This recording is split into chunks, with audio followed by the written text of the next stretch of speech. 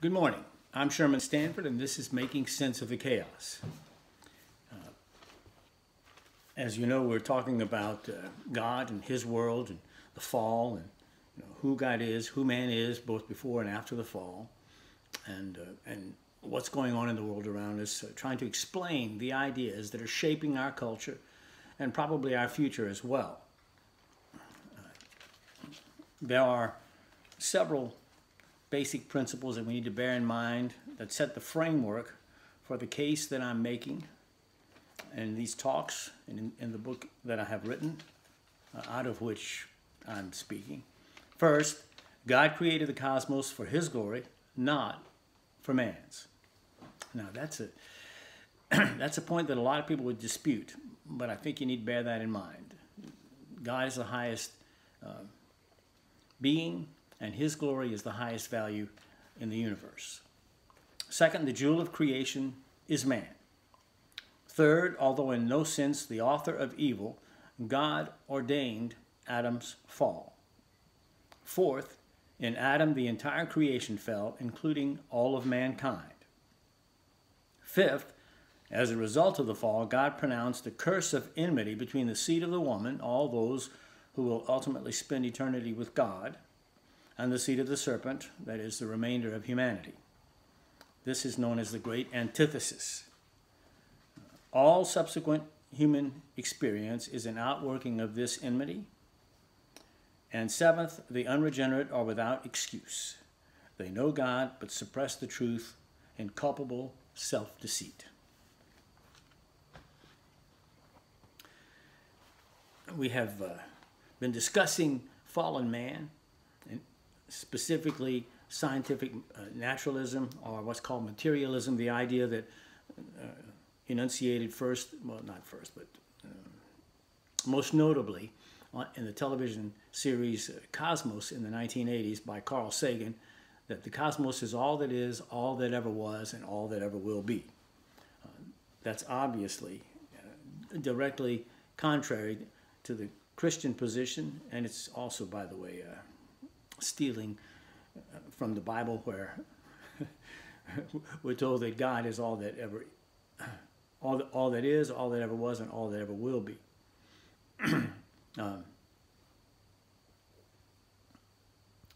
Although it has not been specifically referenced, we have been using in our argumentation against scientific materialism the transcendental argument for the existence of God.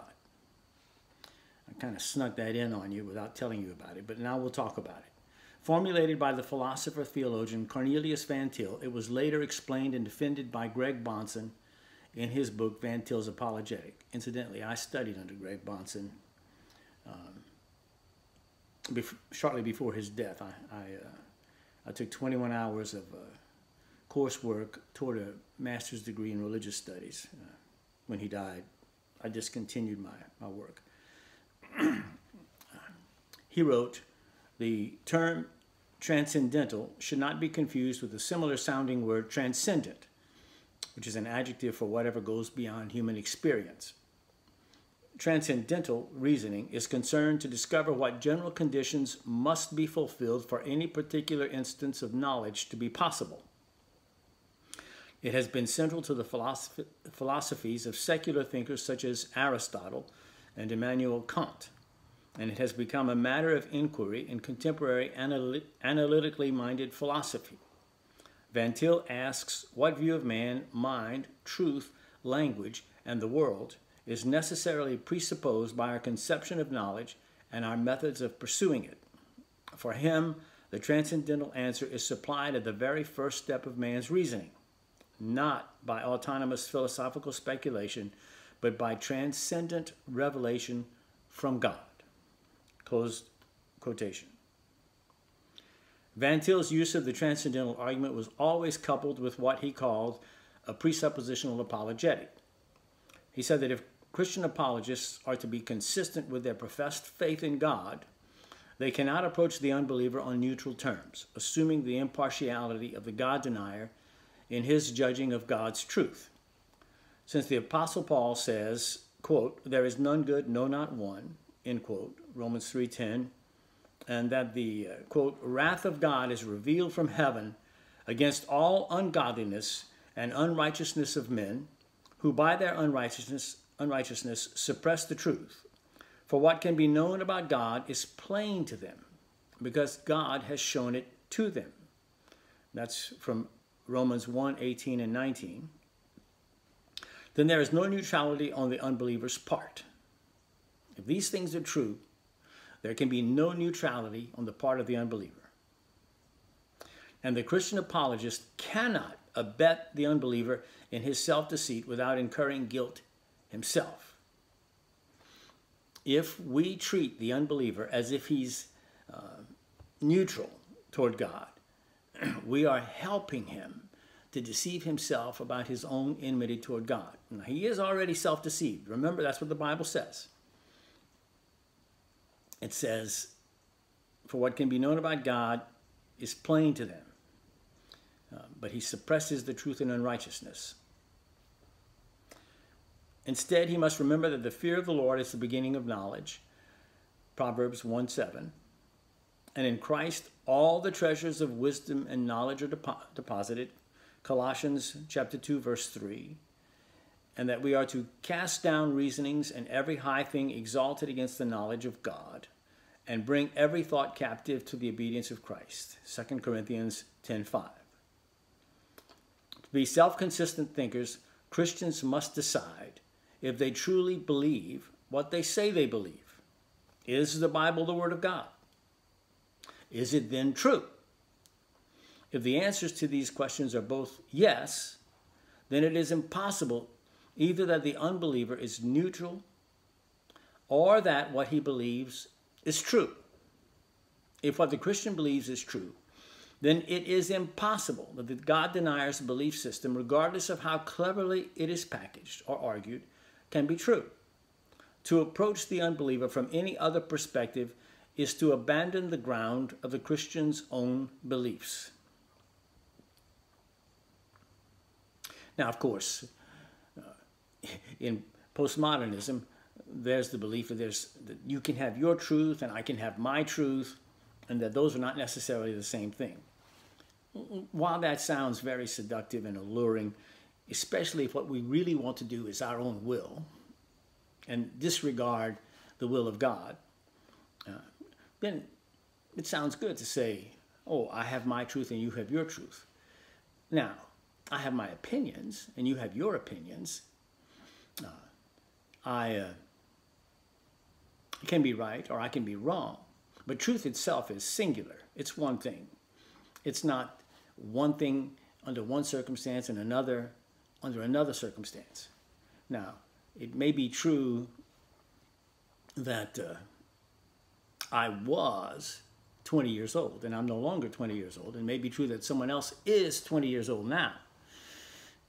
But that doesn't mean that 20 years old is true for one person and not for another if they both have lived exactly 20 years. No, they're both 20 years old. The truth is, if the truth is subject to change like a wax nose on a clown, then there can be no assurance of anything in the world where everything is up for grabs, and I'm free then. If there's no absolute truth, then it comes down to either I trick you into believing as I believe, or I force you into believing as I believe. Because I'm not going to get you to believe what I believe any other way. I can't appeal to an absolute truth. I just have to force you or trick you or allow you to believe whatever you're going to believe, even if it runs counter to what I believe is true and good and right. Now, that's okay between any two people, but that's not okay if we have 7 billion people on Earth all believing the same way. That leads to mass chaos. How complicated can this be? We cannot live in a world like that. Anyway, knowing that only God can be a sufficient ground for any truth claim, the Christian apologist must challenge the unbeliever to justify the unspoken philosophical and epistemological presuppositions of his system. For the more astute observers, this is what we have been doing in our presentation and critique of the unbelievers' cosmology, ontology, and epistemology from the beginning of this book. As Greg Bahnsen has put it, therefore the authority of Christ and his word, rather than intellectual autonomy, must govern the starting point and method of the believer's apologetics, as well as its conclusion. He challenges the philosophical adequacy of the unbeliever's worldview, showing how it does not provide the preconditions for the intelligibility of knowledge and morality. His case for Christianity, then, argues from the impossibility of the contrary, from beginning to end, both in his own philosophical method and in what he aims to bring about in the unbeliever's thinking. The Christian apologist reasons in such a way that in all things Christ might have the preeminence. Now, I realize that what I've explained here, or at least begun to explain, seems complicated and difficult to understand because we don't usually argue in this way. But let me give an analogy that may be a little bit helpful. If we seek to understand a tree, okay, there are several ways that we can do that. But if what we're doing is we're looking at the tree's leaves and we're describing the leaves and all of the leaves, it may take us years to catalog each leaf from the tree and describe it in detail. Now, once we've done that, how well do we understand the tree? Not very well at all. Now, if we expand that a little bit and say that not only are we unaware of the branches and the trunk of the tree and the roots and the ground from which the roots receive the nutrients for the tree, but we say that more than just unaware of that we have a self-interest to deny that there are any branches, that there's any trunk, that there are any roots, and that there is ground underneath there giving nutrients to the tree. In that case, what we will know is a lot of very little. We'll know a lot about many leaves, but we won't understand the whole idea about how leaves are produced or what the purpose of leaves is, and we won't know any of that. And in the same way, if we argue around the edges of the reality that Christians see or non-Christians see, but we don't deal with the roots, we won't really understand what's fueling the argument, what are the bases for the argument, what holds it together or doesn't hold it together. This system of thinking has us examine the roots. What are the presuppositions that people hold? What are the things, the necessary preconditions for human knowledge, for any human knowledge, to hold any system together? Well, we have to have meaning and purpose and truth and absolutes and induction, these things. If we don't have these things, we can't hold any view of reality together. Not only Christianity, not only scientific naturalism, we can't hold any view of reality together because we will end up with inconsistencies, contradictions, and arbitrariness. And our view will no longer mirror the world in which we live. It will mirror some ideal that we have in our head. But to take that ideal out of our head and put it out in the world and have it function is quite a separate matter. And that's what you need to understand. We need to examine belief systems in their totality, looking at what holds it together, what are the underlying principles upon which it rests. Because if those underlying principles are contradictory or arbitrary, they will not hold together. And ultimately, because people do think, they ask questions, the why questions of small children do not stop when they get to be 6 or 8. They're not quite as obviously inquisitive, but people still want things to line up. They want to understand why this happens, why that happens, and they'll keep asking. Not everybody, that's true, but enough people will ask that and the people who do ask are the ones who think the most and who influence others the most. So sooner or later, a belief system that fails to meet these necessary criteria for rationality will fall apart. Sooner or later. How long does it take? Well, not the same amount in every case, but sooner or later they will fall apart. If you have questions, please address them to us. I'd be glad to answer those in greater detail, because this is really important to understand. Now let's do a brief comparison of naturalism and theism. Obviously, the greatest difference between a theistic and a God-denying naturalistic view of the world is that theists, those who believe in God, understood in the broadest application, posit a God, although not necessarily a creator God, and naturalists deny God's existence as creator. Included under the rubric of theists are pantheists, who regard the cosmos and God as coextensive. Because pantheism is largely limited to the Eastern world and is an extreme minority theological view in Western civilization, mostly limited to the New Age movement, we will address the Christian creator-God theistic view of the world and exclude pantheism from our analysis. Before I leave pantheism, let me explain it a little bit more.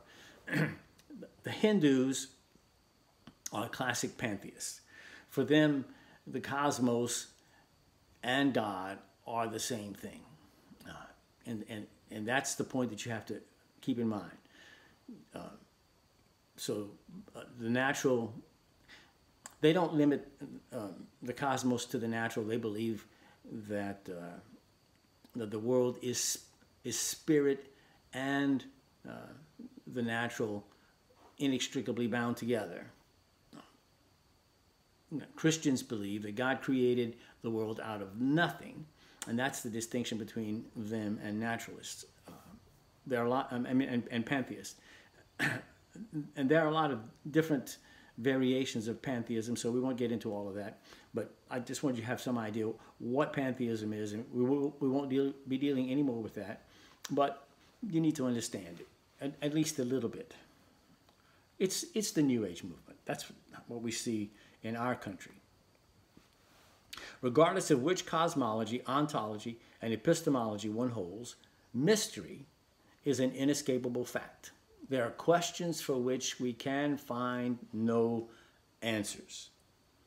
What we should seek in the cosmos, which contains a high measure of mystery, is an integrated view that adequately explains the world as we observe it, that is internally consistent, that is, it avoids contradiction, and that is not merely an unproven, arbitrary construct inconsistent with the world in which we live, while nevertheless making room for the inescapable reality of mystery. While belief systems can and must accept mystery as part of their fabric, we cannot overlook the fact that no belief system or thought system can long survive internal contradiction without disintegrating into unchecked irrationalism, which, by the way, is pretty much what's happening in postmodernism. It's unchecked irrationalism. And we'll get into that a lot more later, but if you look around you, you'll notice that if you keep your thinking cap on, the world does not make any sense at all. It's only when you take it off and start allowing yourself just to function on an emotional level. Now, emotions, feelings, they're wonderful servants, but they're terrible guides. And so we should not be using them to guide our lives. They help to serve us, yes, but no, not as guides. Anyway, those systems that do accept internal contradiction, because they accept that, they can hold as part of their essence that opposite propositions may be true at the same time and in the same sense. And because of that, they are unfalsifiable. I mean, how do you falsify a system of thought or an idea that says white is white and white is not white at the same time and in the same sense? I mean, If I show him it's not white, he says, well, that's part of my system. If I say, yes, but you see it is white, he says, well, that's part of my system too. Well, it can't be falsified. And if it can't be falsified, it can't be verified either. Does that make sense? How do you verify something that you couldn't falsify? If there's no standard by which you can falsify it, then there's also no standard by which you can verify it. It's an anything goes system. Now, an anything goes system sounds wonderful if you want to be able to do whatever you want, but it sounds terrible if you want everybody else to do predictable things. It's sort of like the crook who wants the cops to ignore him and let him run counter to the law all the time, stealing from other people. But he doesn't want other people stealing from him. So he certainly wants the cops to be diligent in protecting his property. And while he's contemptuous of people who don't steal and rather work hard and earn things that he does steal, nevertheless, he's happy that they are in the world, and he would have them continue to work hard and earn money and buy things that he can steal.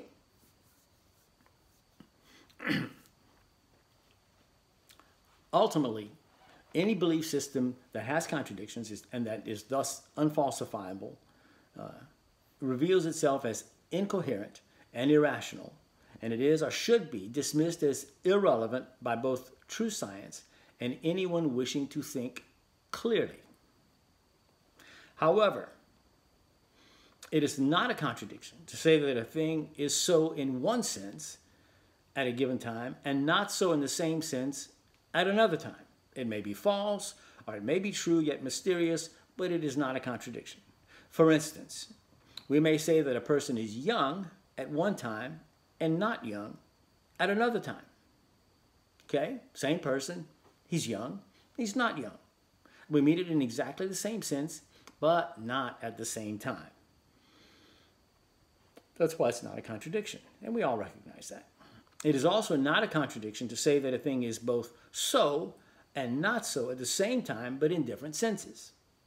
It may be a mystery and true, or it may be rank foolishness, but it is not a contradiction. Again, for our example, we may say that a person is young in one sense, years, but not young in another sense, wisdom, at the same time. We recognize that that also is not a contradiction. Now, for some who cannot understand how that can be, that might be a mystery, but not a contradiction. Now, of course, that doesn't seem very mysterious. I understand that. But there are other things that are a little more mysterious, but not contradictions. The Trinity, for one, and we'll talk about that. In the same way, no belief system or thought system can long survive if it is based on arbitrary, unproven assertions. Such assertions are no more than bald opinions. Whether any belief system sufficiently avoids arbitrariness must be demonstrated by the marshaling of evidence and logical argument. Belief systems founded upon arbitrary assumptions are ultimately either drowned by the tide of human rational inquiry, or else they must lean on some form of power to enforce acceptance. Those systems may survive for a time among the credulous or fearful, but to continue to exist, they require sclerotic thinking involving rigid mental taboos that can never long survive the stress of rational inquiry, or else they require some form of force, which may include such mild forms as derision and shaming, escalating all the way to the death penalty, to induce sufficient fear to sustain themselves. Now, what comes to mind would be totalitarian governmental systems. When a belief system has become demonstrably deficient in rationality, and nevertheless its supporters adamantly insist on maintaining belief in the system, they can be expected increasingly to use extra-rational and dishonest means to stifle debate. Negatively characterizing the opponent, name-calling, equivocation, using the same word in different senses in order to undermine the other guy's argument, intimidation by appeals to human authority, the court system perhaps, filing lawsuits against people who disagree with you because perhaps they won't bake a cake for you and your gay lover at your, quote, marriage, your wedding. Obfuscation, that's blowing smoke in order to obscure or prevent clarity. Ad hominem arguments, personal attacks. Straw man arguments, that's interesting. That's where we characterize the other guy's argument. We mischaracterize it. We say that he's saying A when the truth is he's saying B. But A is a much weaker version of what he's actually saying. And then we knock down the straw man, defeat it, burn it up, destroy it. And we say, see, his argument, it was nothing. But if you're going to defeat somebody's argument, you have to defeat their argument in its strongest case. You make the strongest case for the other guy's argument, then you show how that argument doesn't hold together. At that point, you've done a good job of rebutting his argument. Otherwise, you're just playing to the gallery, hoping for applause. And lastly, one other thing is that they use their anger to bully the opponents as a way of using an extra rational means to defeat an argument. Those who use those techniques are hollow men speaking in shrill echoes. While it may be wise to be wary of the men who offer such arguments, their arguments are never to be feared. They have no substance. Although naturalists dispute the validity of this, positing the Christian creator God asserts a first cause that, in contrast with scientific naturalism, perfectly explains the physical cosmos, life, mind, complexity, design, truth, meaning, purpose, infallibility, inerrancy, universals, the uniformity of nature, and on and on. All necessary preconditions for human thought. In short, asserting Christian theism is both a sufficient and an efficient explanation for the observable world in which we live, one which avoids contradiction and arbitrariness. Granted, theism, like naturalism, asserts but does not explain the origin of its originator. Theists say that God is eternal and uncreated. Scientific naturalists, for the most part, say that the cosmos is uncreated, but stop short of saying it is eternal. Both regress to a stopping point that they contend simply is God for theists, the cosmos for scientific naturalists. Superficially, these positions appear similar. However, they are quite different philosophically.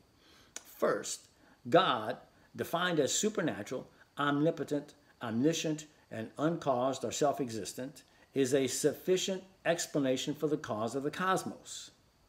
He possesses sufficient power and intelligence to account for the world outside of himself. As the final reference point of predication, because of his supernatural attributes listed above, he is also a sufficient explanation for the necessary predicates for human knowledge. While positing his existence does not erase mystery from the world, that is, how are we supposed to understand a supernatural, omnipotent, omniscient, self-existent God? Well, only vaguely.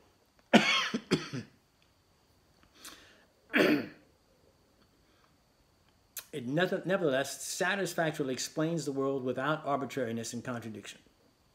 Hold that thought. On the other hand, logically, in grappling with the question of the cause of the cosmos, scientific naturalism must do one of 5 things to explain its existence. First, it must deny cause in explaining the existence of an effect. Second, it must implicitly resort to an infinite series of causes and effects. Or, third, it must claim that it caused itself by chance. Or, fourth, throw in the towel, conceding the necessity of an uncaused cause, that should be God. Or 5, admit it has no clue. Now we'll discuss these 5 things on Monday, and we hope that you will join us at that time. Once again, if you have questions or observations that you would like to make, things that you think that we're overlooking, or questions regarding the clarity of some things that we may have talked about, please address those to us, and we'd be glad to answer them either in our next video or in a separate message to you. But we do want to help to push back the clouds of confusion and make sense of the chaos. Thank you.